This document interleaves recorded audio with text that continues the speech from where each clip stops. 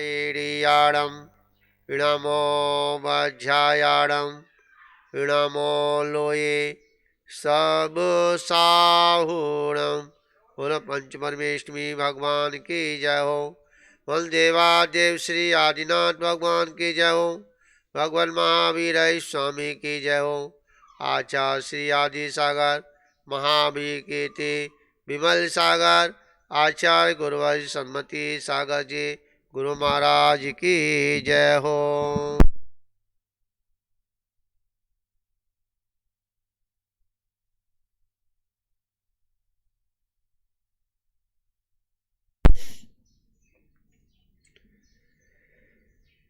बंधुओं,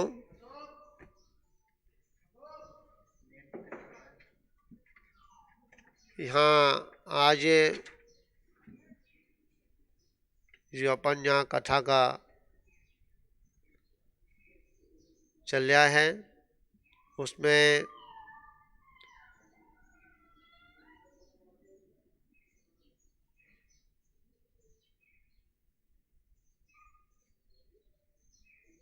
जो है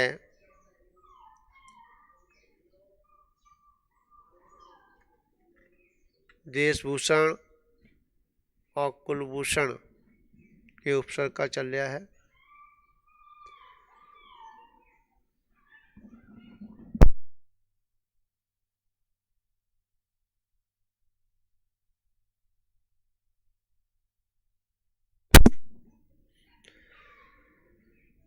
देशभूषण और कुलभूषण जो मुनिराज जब पहाड़ी पर तपस्या कर रहे तो उस समय पूर्व बेरी उस दैत्य के द्वारा जो उपसर्ग हो रहा था उस उपसर्ग को राम और लक्ष्मण सीता उसी पहाड़ी के पर जब पहुँचे और उन्होंने इस दृश्य को देखा और उन्होंने उनकी शक्ति के अनुसार वह उपसर्ग को दूर करने का प्रयत्न किया।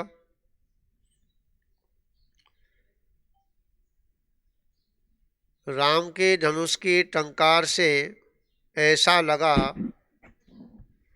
मानो वज्रपात हो गया हो। जब रामचंद्र जी ने धनुष को उठाया और धनुष को जब चलाया तो ऐसा वहाँ आवाज़ हुई कि जैसे वज्रपात हो गया हो। लक्ष्मण की सिंह गर्जना सुन करके अग्निप्रभा देव समझ गया कि यह कोई साधारण मनुष्य नहीं है। समझा? जब रामचंद्र जी की जब वो बाण चलाया तो वह वज्रपात जैसा हो गया और जब लक्ष्मण ने हुंकार भरी तो वो समझ गया जो दैत्य था कि ये कोई साधारण व्यक्ति नहीं है, कोई महान आत्मा है। ये तो महाप्रतापी बलदेव और वासुदेव हैं। उसने अवधि ज्ञान से जान लिया।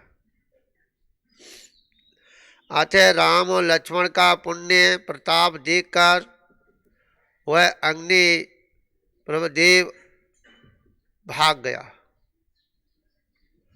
और उसकी सब माया भी समाप्त हो गई तथा फिर से उपसर्ग दूर हुआ, क्योंकि उपसर्ग दूर होते ही ध्यान में लीन देशभूषण और कुलभूषण मुनिराज को केवल ज्ञान की प्राप्ति हुई। क्या हुआ? इससे पहले देखिए, तो इसमें रामचंद्र जी ने क्या किया? हाँ, 3 दिन से बराबर उपसर्ग हो रहा था। हाँ, और वो इतने अंतरंग में चले गए कि बाहर निकले ही नहीं, देशभूषण और कुलभूषण। और 3 दिन के बाद जब केवल ज्ञान का समय आया, क्या समझ आया? नहीं आया? जब केवल ज्ञान होने का समय आया और काल लब्धि पकी, है, तो निमित्त रूप में राम और लक्ष्मण और सीता पहुंचे। समझा? मतलब उनको 3 दिन तक उपसर्ग होता रहा। समझा? और उपसर्ग को दूर करने का श्रेय किसको मिला? राम और लक्ष्मण और सीता को। हाँ, कि किसने उपसर्ग दूर किया? कि रामचंद्र जी ने किया। कल्पना जी, हाँ, जब कर्म झड़ गए और झड़ने के बाद में तब रामचंद्र जी आई। है, क्योंकि बिना पुण्य के कोई हमारा सहयोगी भी नहीं बन सकता। क्या सुशीला जी, आवाज आ रही है कि नहीं आ रही? जब तक हमारा पुण्य नहीं है, जब तक हमारे लिए कोई बाहर का निमित्त भी नहीं मिल सकता कि हमारा कोई सहयोग कर दे। क्या? आओ ये बताइए, इसमें किसकी प्रधानता रही? हाँ, पुण्य की रही। हाँ, और उस उपसर्ग दूर करने का जो श्रेय जो है रामचंद्र जी को मिला। हाँ, यही तो निमित्त नैमित्तिक संबंध होता है। क्या? क्योंकि बिना पुण्य के कुछ कार्य नहीं बनता। हाँ, और कार्य भी बनेगा तो पुण्य से ही बनेगा। इसलिए आचार्य भगवंत कहते हैं कि भाई पाप मत कमाओ। क्या मत कमाओ? पाप मत कमाओ। जो भी तुम्हें कमाई करनी है तो पुण्य की कमाई कमाओ। हाँ, समझा? हाँ, आगे सुनिए। कहने का तात्पर्य है, पुण्य जब भी हमको मिलेगा तो अंतरंग से मिलेगा, और पाप भी जब भी मिलेगा तो बाहर से मिलेगा। हाँ, पुण्य मिलेगा तो अपने परिणामों को शांति लाने पर, अपने भावनाओं को अपने आत्मा की ओर झुकाव लाने से पुण्य का संचय होता है। अपनी आत्मा के जो पीड़ा है उस पीड़ा के अनुसार दूसरों की पीड़ा को समझेंगे तो तुमको पुण्य का आश्रय होगा। और तुमने क्या अपना बचाव तो कर लिया, परंतु दूसरे का बचाव नहीं किया, दूसरा गड्ढा में गिर रहा है तो धक्का और मार दिया, तो समझो वह पुण्य का बंध नहीं, पाप का ही बंध है। समझ में आ रही नहीं आ रही? हाँ, हाँ, क्या मध्यस्थ हो जाओ तो कर्म झड़ जाएगा। हाँ, मध्यस्थ हो जाओ तो कर्म झड़ जाएगा। और पहले तो बचाने की कोशिश करो, और देखो हम बचा नहीं पा रहे हैं तो मध्यस्थ हो जाओ कि इस जीव का ऐसा ही होना, मैं क्या कर सकता हूं। समझा? आज मैं बड़ी अच्छी चीज लेके आया हूं, मैं बाद में बताऊंगा। हाँ, तब केवल ज्ञान हो उत्सव मनाने के लिए स्वर्ग से देव आए। कौन आए? ध्यान रखना, उससे पहले देवता उत्सर्ग कर रहा था और केवल ज्ञान होने पर क्या हुआ? देव आए। चारों ओर मंगल नाद होने लगा। रात्रि भी दिव्य प्रकाश से जगमगा उठी, क्यों? उनको केवल ज्ञान हुआ तो रात्रि में हुआ। नहीं, रामचंद्र जी को नहीं, देशभूषण कुलभूषण को। हाँ, रात्रि में। हाँ, नहीं, रात्रि में हुआ है। रात्रि 1-2 बजे करीब। हाँ, रात्रि में भी वह चारों ओर जो है जगमगा उठी। केवल ज्ञान के प्रताप से रात और दिन में कोई भेद नहीं रहा। जब केवल ज्ञान हो जाता है तो समझा, उस आत्मा का इतना प्रकाश होता है कि वहाँ 100 सूर्य आकर के एक साथ प्रकाश करे, फिर भी उसका सूर्य का प्रकाश फीका पड़ जाए। समझ आया? यहाँ कहा है मानो रात्रि की छाया असुर कुमार देव के साथ ही चली गई। क्या कहा? जैसे रात्रि की जो अंधेरा था, जो असुर कुमार जो देव जो उपसर्ग कर रहा था, और जो देव की उस शक्ति का माया जाल समाप्त हुआ, उसके साथ ही साथ जो है रात्रि की अंधेरा भी साथ चला गया। अहो, हमने सामने मुनि भगवंतों को केवल ज्ञान होता देखकर राम और सीता लक्ष्मण को तो अपार आनंद हुआ। क्या हुआ? वो आजकल के होते क्या होते, मैंने केवल ज्ञान करा दिया, अगर मैं नहीं होता तो केवल ज्ञान नहीं होता। बढ़िया है, ऐसे पंचम काल में कुलभूषण और देशभूषण नहीं हुए। हाँ, पहले ही सिमट गए। भगवान अरे रामचंद्र जी के शासन की बात है। मुनि सुब्रतनाथ भगवान शासन चल रहा था।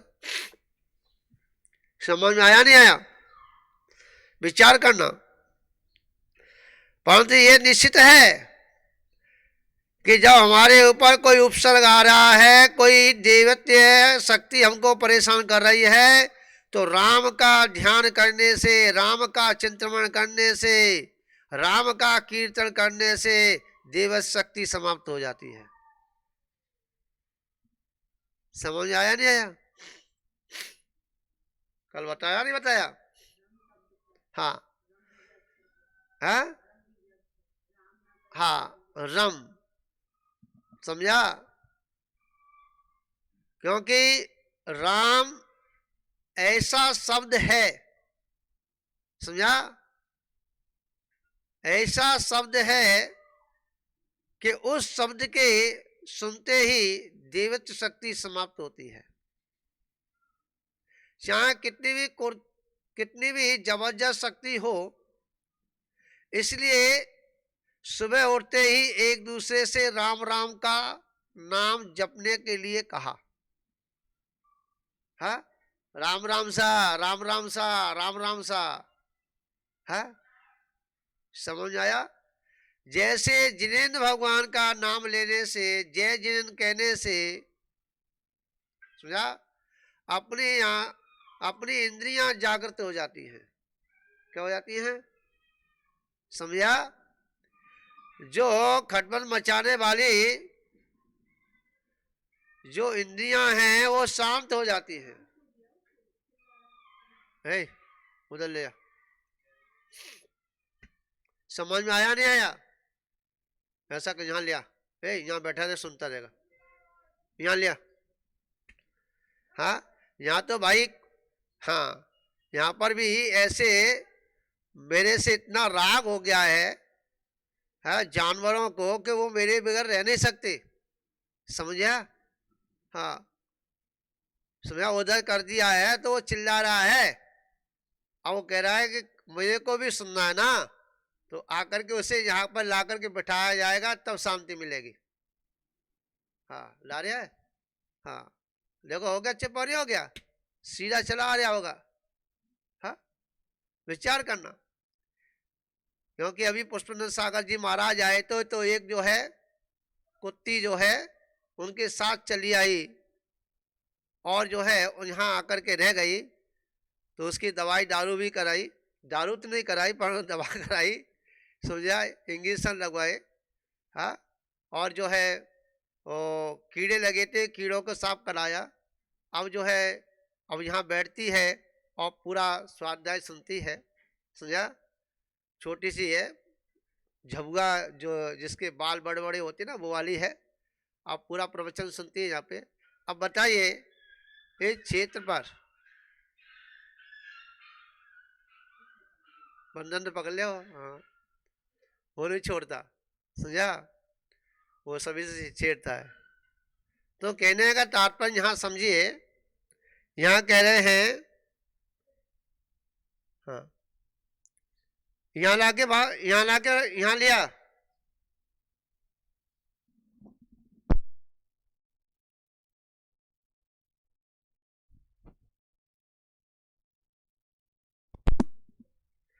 तो यहाँ कह रहे हैं रामचंद्र जी को, लक्ष्मण को, सीता को अपार आनंद हुआ, और आजकल के अगर श्रावक होते तो बड़ा दुख होता।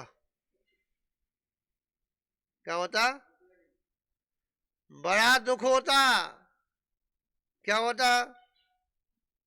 समझा, मतलब झगड़ा चालू हो जाता कि मैंने इनको उस उपसर्ग को दूर कराया है, तो दूसरा नेता कहता कि मैंने उपसर्ग दूर कराया है, समझा। तो तीसरा नेता कहता मैंने उपसर्ग दूर कराया है।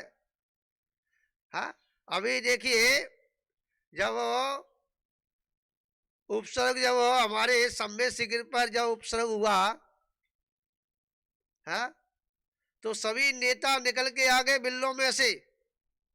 वो कह रहा है कि मेरी वजह से हो गया, मैंने इसको दूर करा दिया उपसर्ग को। वो कह रहा मैंने दूर करा दिया, समझ आया। और जिसने कराया था उसका तो नाम ही नहीं आया। क्या? जो संजय भाई दिल्ली में जो बैठे थे अनशन पर, जब माला पढ़ने का समय आया तो उसका तो नाम ही नहीं लिया गया। समझ में आया नहीं आया? बाकी के जो लोग थे वो माला पहनने के लिए आगे आ गए, और जो मांगे थी उसमें कटौती करा ली। समझ में आ रही नहीं आ रही? वो बढ़िया है। हाँ? तो कह रहे हैं कि उन रामचंद्र जी को और लक्ष्मण को और सीता को बड़ा अपार आनंद आया, समझा। हर्षित होकर उन्होंने सर्वज्ञ भगवंतों की भक्ति भाव से परम स्तुति दिव्य धुनि द्वारा भगवान का उपदेश सुना। क्या सुना? उपदेश सुना, समझा। और आजकल तो ऐसी मौसी है ना, क्या क्या आंखें खोल लें, समझा। ऐसे मौसा हैं कि दुकान से उठे ही नहीं। जब भगवान का समोसा निकलता है, जब, हाँ, भगवान की जब रथ यात्रा निकलती है तो अपनी गद्दी को नहीं छोड़ते। जब मुनिराज सामने से निकलते हैं तो मुख मोड़ लेते हैं, हाँ। परंतु ध्यान रखना, वो मुनिराज से मुख नहीं मोड़ रहे, वो अंतरंग में बैठी ही परमात्मा आत्मा उससे मुख मोड़ रहे हैं। समझ में आया? विचार करना।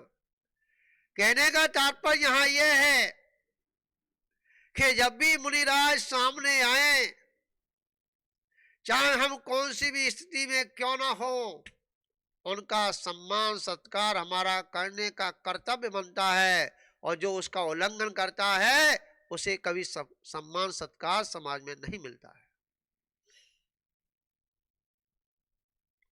अहो प्रभु के श्री मुख से चैतन्य तत्व की कोई परम अद्भुत गंभीर महिमा सुनकर उनके आनंद का पार ना रहा। जब देशभूषण उन केवलियों के द्वारा जो उपदेश हुआ समझ में आया, और उस उपदेश को सुनकर के जो आनंद हुआ उसकी तो है कोई जिब्या से कहने लायक नहीं है। मतलब शक्ति नहीं है कि उस आनंद की हम बात को कह सके। देशभूषण कुलभूषण के पिता जो मरकर गरुड़ हुए थे, समझा, वह भी केवली भगवान के दर्शन के लिए आए। जो गरुड़ देव थे वो भी आए। यहां राम और लक्ष्मण से मिलकर वह अत्यंत प्रसन्न हुए। कौन? गरुड़ देवता। जोड़ी भाई समझ में आ रही है? हाँ, तो क्या हुआ? प्रसन्न हुए और आदर पूर्वक बोले, ये दोनों मुनि हमारे पूर्व भव के पुत्र हैं। क्या कहा? किससे कहा? रामचंद्र जी से कहा। हाँ, क्या कहा बताइए? उन्होंने कहा कि ये मेरे पूर्व के कौन हैं? मेरे पुत्र हैं दोनों, और आपने इनके उपसर्ग को दूर किया है, मैं इसके लिए आपका बड़ा आभारी हूं। क्या कहा? विचार करना, कथा बड़ी रोचक है। हाँ, क्योंकि जहां राम का नाम जुड़ जाता है वो कथा बड़ी क्या आनंदमय हो जाती है। समझ आया? ये दोनों मुनि हमारे पूर्व भव के पुत्र हैं। तुमने इनकी भक्ति की और इनका उपसर्ग दूर किया, ये देखकर मैं बहुत प्रसन्न हुआ हूं। इसलिए जो मांगना हो वह मांग लो। क्या कहा? जो मांगना हो वह मांग लो।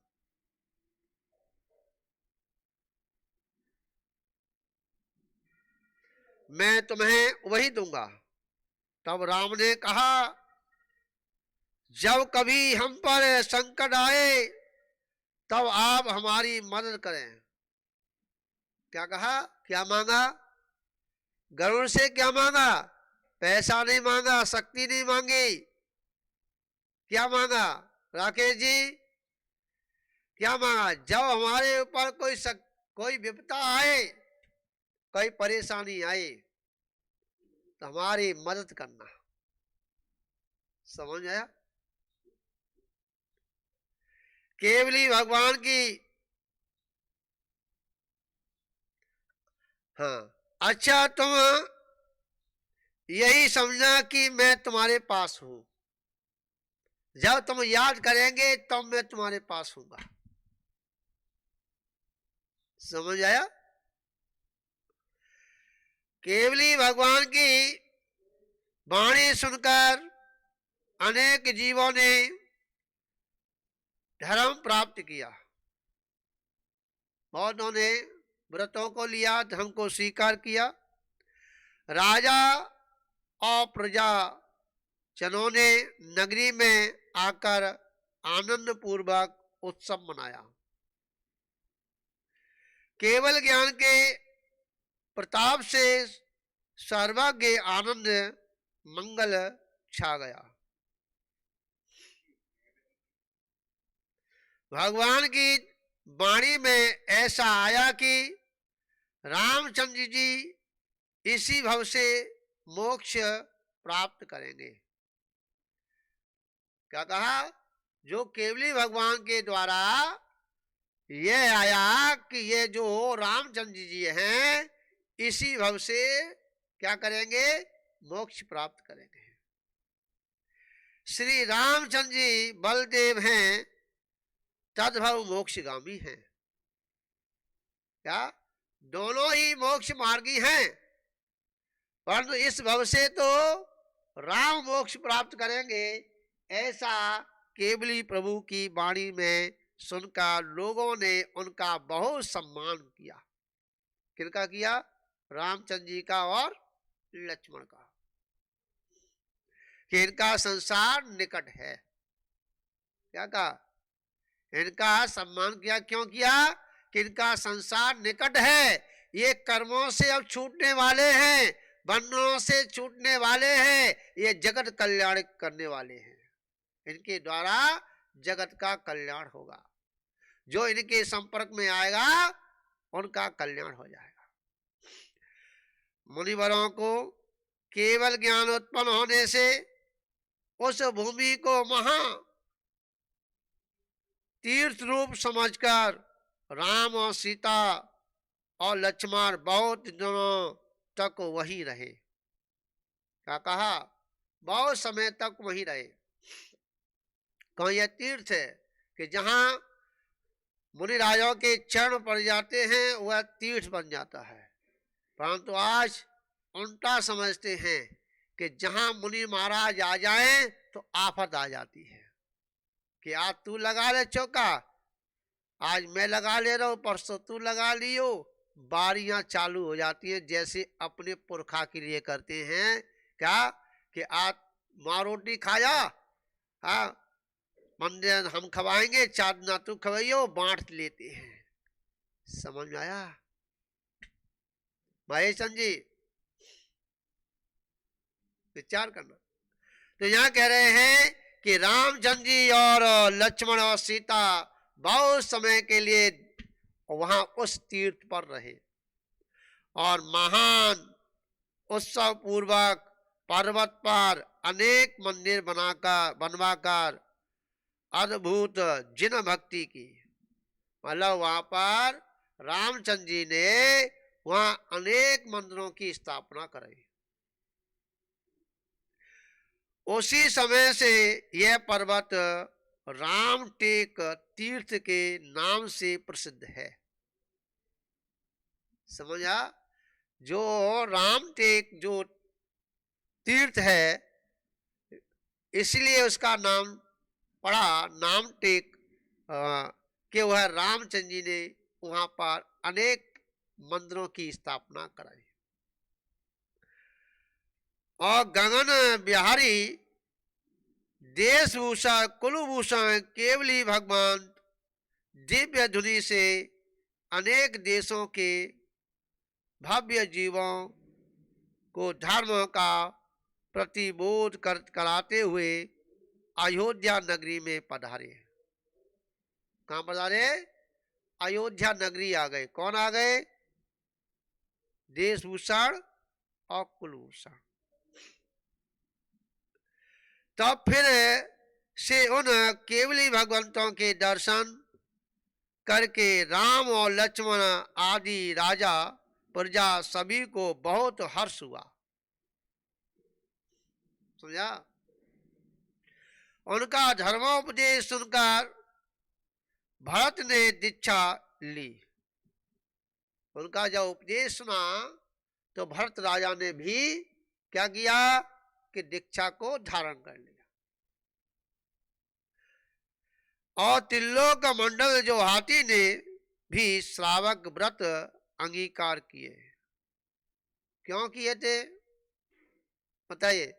त्रिलोक मंडल हाथी, हाँ, जो उस रावण ने अपने बस में किया था, और उस हाथी को सवारी उस रामचंद्र जी को रूप उनको भेंट में मिला था वो हाथी। और जब वो हाथी कहाँ आया? भरत के उस पादमूल में आकर के जब बैठा तो उसको जाति स्मरण हो गया। क्या हो गया? कि मैंने इस भरत राजा के इस जीव के साथ में छल किया था। क्या किया था? हाँ, छल किया था। ये जो भरत राजा जो है पूर्व भाव में मासो उपवासी मुनिराज था। कौन थे? मुनिराज थे। एक एक महीने का उपवास करते थे और मैं तुच्छ साधु था। हाँ, और वहां पर जो छल किया था उस छल के कारण मैं त्रियंच बन गया, हाथी बन गया। समझा?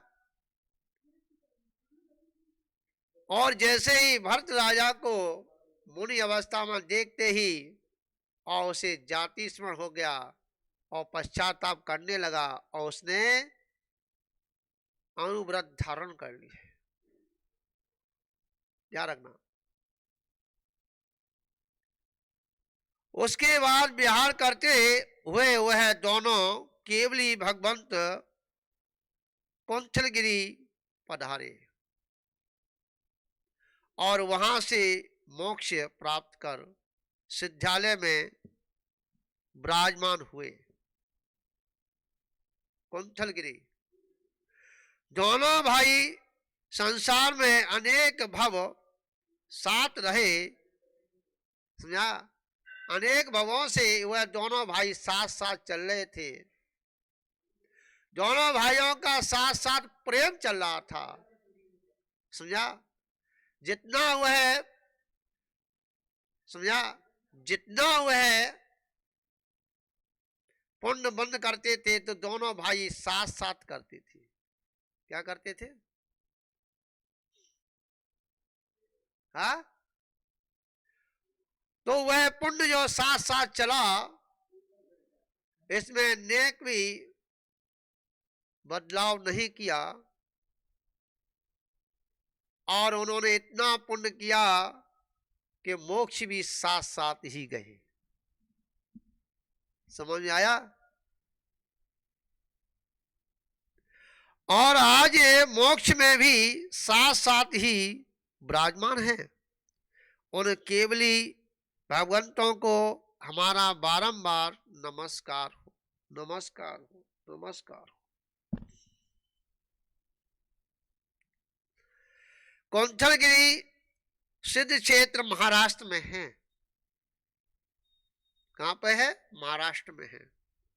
वहां से देशभूषण और कुलभूषण मुनिवर मोक्ष गए हैं। उनकी यादगार के लिए अभी भी पहाड़ के ऊपर उन दो भगवंतों की सुंदर प्रतिमाएं हैं।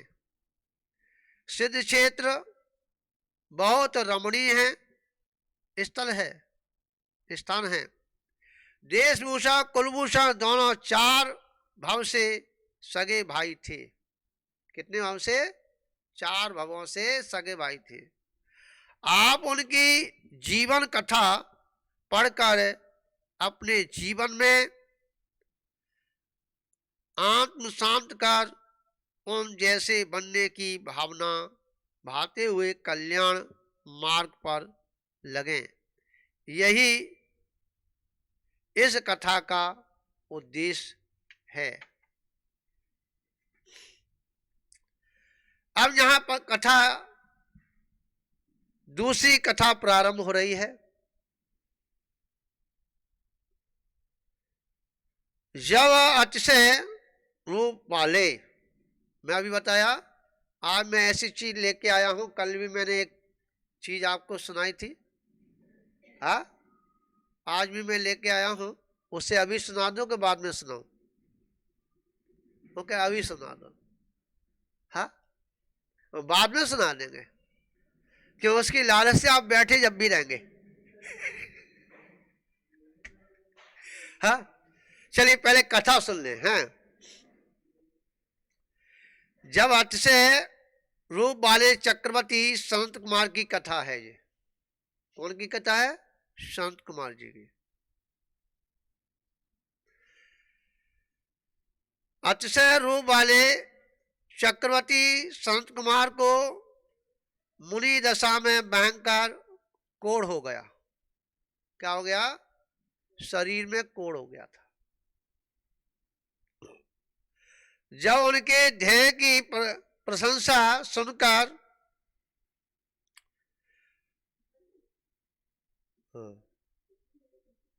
उनके ध्येय की क्षमता परिणामों की प्रशंसा सुनकर एक देव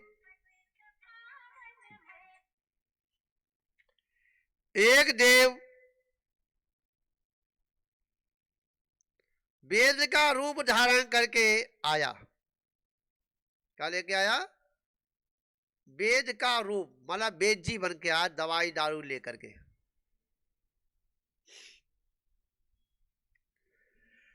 और कहने लगा, प्रभु आपकी आज्ञा हो तो मेरी औषधि से आपका रोग एक क्षण में मिट सकता है। क्या कहा? अगर प्रभु आपकी अगर अनुमति हो जाए तो मेरे पास जो औषधि है, समझा, सेकंड में वह रोग दूर हो जाएगा, आप बस आज्ञा दे दीजिए।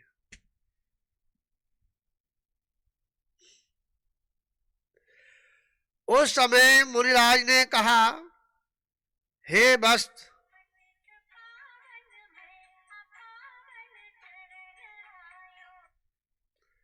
हे वस्त, हे प्रभु, इस भवरोग की मिटाने की रतंत्र औषधि तो आपके पास ही है, और अंत में सचमुच मुनिराज ने रतंत्र रूपी बीतरागी औषधि से अपना भावरोग मिटाया। क्या मिटाया? भावरोग मिटा दिया।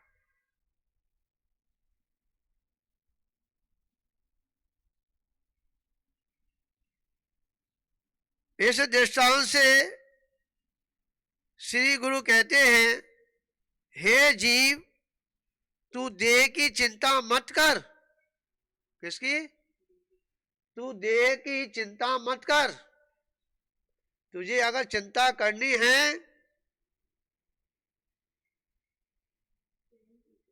हाँ जी, हाँ, स्वयं की चिंता कर।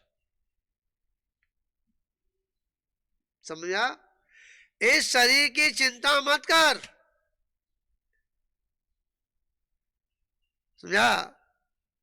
तू देह की चिंता मत कर, आत्मा को दुखी करने वाले भव रोग की मिटाने का उपाय कर।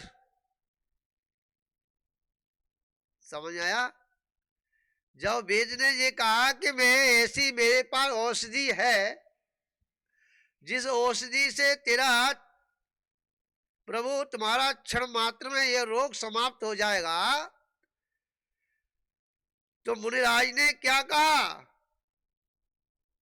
अरे भाई, तुम्हारे पास जो दवा है इस शरीर को सही करने के लिए है, परंतु मेरे पास तो, समझा, जो रोग लगाए ना, हाँ, उस रोग की दवा तुम्हारे पास नहीं है। हाँ, अगर इस रोग की दवा तुम्हारे पास हो तो दो। मतलब आत्मा को परमात्मा बनाने का आपके पास कोई ऐसा फार्मूला है तो मेरे को दे दीजिए।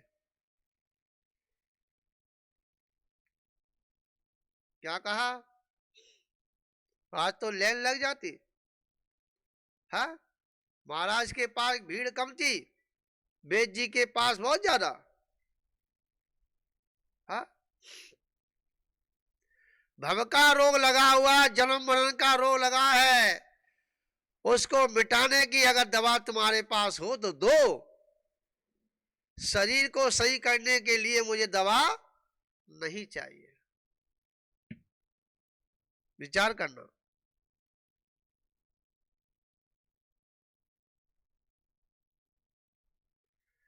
हे जीव, यदि तुम जन्म जरा मरण के रोगों को मिटाना चाहते हो और अजर अमर होना चाहते हो तो धर्म रूपी अमृत का पान करो। क्योंकि जब तक ये शरीर रहेगा, समझा, और जब तक जन्म मरण हमारे साथ लगा रहेगा, जब तक हम सुखी नहीं रह सकते। सुखी होना है तो जीने की आशा छोड़ दो, समझा, और मरने की इच्छा छोड़ दो। वेदना हो जाए ना, जन्नी मर जाए, मेरे को कब उठाएगा? हाँ, अरे उठाने की बात मत करो, स्वयं उठ जाओ। क्या है इसमें कि स्वयं कैसे उठ जाए? कि जो हमारा उपयोग इस आत्मा में जा रहा है उसे अलग कर लो। हाँ, ये हमारा उपयोग शरीर में जा रहा है, उसे वहां उठा करके आत्मा में रख दो। समझ में आया? संसार के डॉक्टरों ने टीबी, कैंसर आदि की दवा, समझा, तो तैयार की है, परंतु जन्म मरण के रोग की कोई भी दवा उनके पास नहीं। और सबसे देखा जाए, जो जन्म मरण की जो पीड़ा है, हाँ, ऐसी पीड़ा किसी भी बीमारी में नहीं है। समझ में आया? मरने का भय, हाँ, ये सबसे बड़ा भय लगा है। जन्म मरण के रोग की कोई दवा उनके पास नहीं है। उस भव रोग को मिटाने की दवा तो भगवान जिनेन्द्र ने ही खोजी है। अगर जन्म मरण की मिटाने की दवा, मतलब भव से पार कराने की दवा अगर है, तो जिनेन्द्र भगवान के पास है।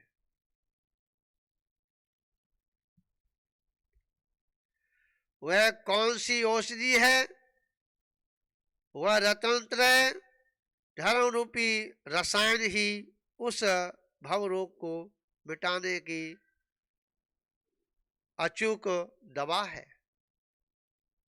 अगर भव से, समझा, उस दुख से दूर होना है तो रत्नत्रय रूपी औषधि को, रसायन को अपने अंदर रख लो, उसका सेवन करो। धर्म के सेवन से भव रोग मिट जाता है और मोक्ष प्राप्त होता है। जब शरीर ही नहीं रहा तो फिर रोग कैसा, जन्म मरण कैसा? यहां जो है दृष्टांत के द्वारा यह बतलाया कि भैया हम जो है शरीर के पीछे भाग रहे हैं, जितना हम अपना शरीर में उपयोग लगा रहे हैं, इतना अगर अपनी आत्मा में उपयोग लगाएं तो हमारा ये शरीर ही नहीं रहेगा, तो फिर रोग भी हमारे नहीं रहेंगे। जन्म मरण का छुटकारा कैसे मिले, इसके बारे में अपना चिंतन करें। ठीक है, अब चलते हैं जिस चर्चा के लिए हमने चिंतन किया है, खोज की है। कल हमने बताया कि भगवान के दुग्धाभिषेक से क्या होता है? कौन सा ग्रह? शुक्र ग्रह मजबूत होता है, लग्जरी जीवन। और कहा भी है कि दूधन नहाओ पूतन फलो। समझा? शुक्र ग्रह जिसका यहाँ प्रबल होता है, उसको सब कुछ सहज में उपलब्धियां हो जाती है। समझा? ना चाहने पर भी, समझा, बिगड़ चाही वस्तु मिल जाती है। ये सब पुण्य का ही प्रताप हुआ करता है। समझा? और जहां पुण्य नहीं है तो वहां पर शुक्र ग्रह भी शांत पड़ा रहता है और आई हुई लक्ष्मी भी हमारे हाथ से निकल जाती है। समझ आया? इसलिए उस दूध को पीने के साथ साथ समझा अपने मस्तक पे भी चढ़ाना चाहिए। कहां चढ़ाना चाहिए? अपने मस्तक पर, क्योंकि वो दूध जो रत्न है और उस दूध के जब निकलता है तो जीवों से रहित हुआ करता है, उसमें कोई भी जीव राशि नहीं हुआ करती। समझ में आ गया? और 48 मिनट के बाद में उसमें राशि पैदा हो जाती है, जीव राशि। और 48 मिनट के अंदर अंदर उसे गर्म कर लिया जाए तो 24 घंटे तक उसमें जीव राशि नहीं आती। समझ आया? और ऐसे रत्न को सुना, ऐसे रत्न को तो कहा है कि भगवान के चरणों में सबसे उत्कृष्ट जो वस्तु है वह समर्पण करना चाहिए। क्या करना चाहिए? सबसे अमूल्य जो वस्तु है जिसका मूल्य नहीं है, उस वस्तु को भगवान के चरणों में समर्पण करना चाहिए। तो हमारे शरीर का अमूल्य वस्तु क्या है? एक मस्तक है। समझ आया? जैसे मंदिर का शिखर एक हुआ करता है, ऐसे इस शरीर का भी ये शिखर मस्तक हुआ करता है। और ये मस्तक, ये शिखर कहीं झुकती नहीं है। देखा है आपने? सीधी होती है। और ये मस्तक मात्र जो है जिनेन्द्र भगवान के चरणों में झुकता है, पंच परमेष्ठी के चरणों में झुकता है। इसी प्रकार रत्नों में अगर रत्न है, समझा, तो दूध भी रत्न में आता है।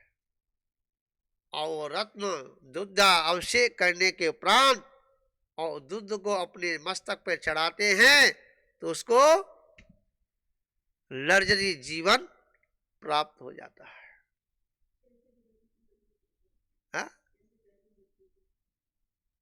समझ में आया नहीं आया? विचार करना। और दूसरा, जिसका सूर्य ग्रह, कौन सा ग्रह? नोट कर लेना। सूर्य ग्रह जिसका बिगड़ गया है या जिसका सूर्य ग्रह अस्त है,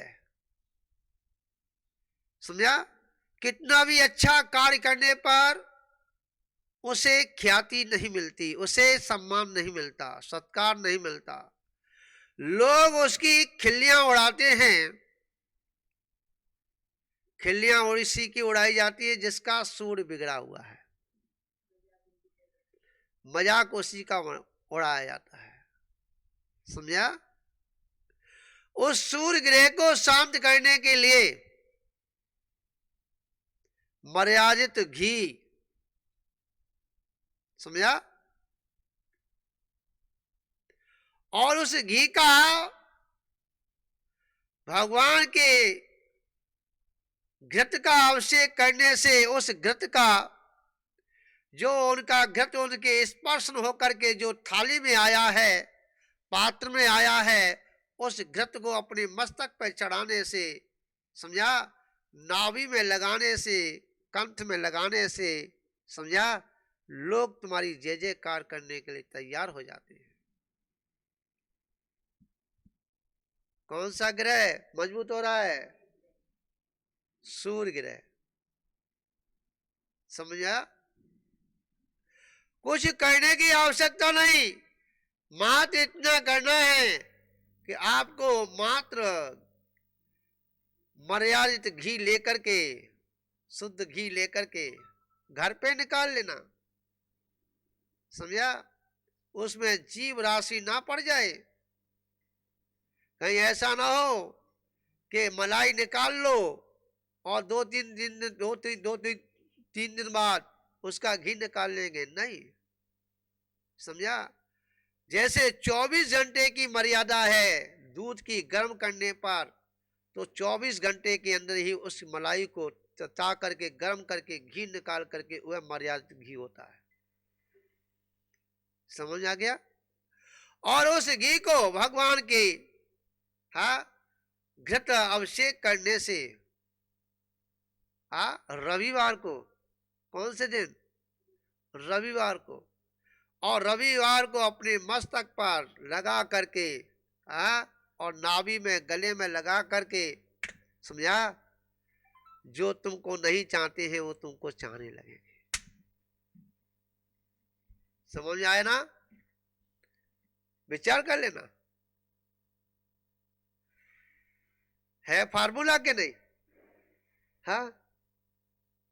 कहीं जाने की आवश्यकता नहीं, किसी से चर्चा करने की आवश्यकता नहीं, किसी से बताने की आवश्यकता नहीं, ये तो स्वयं करने की आवश्यकता है। स्वयं करेंगे तो लाभ मिलेगा और नहीं करेंगे तो मुंह रख के सोएंगे। ध्यान रखना, करना तुमको पड़ेगा। इसलिए आचार्य आदि सागर जी महाराज, आचार्य शांत सागर जी महाराज, इन दोनों मूल्य परंपराएं